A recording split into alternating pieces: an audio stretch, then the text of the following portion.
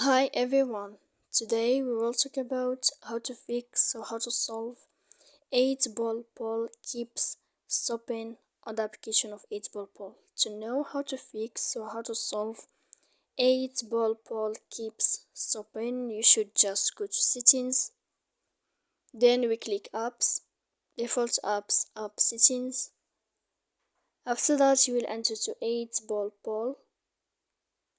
When you will find this page of app info, you will enter to force stop and you click OK.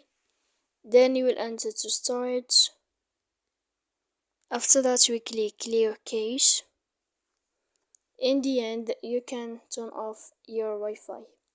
So please don't forget to support us by like and subscribe. See you next time in another video, and thank you for your attention and your watching.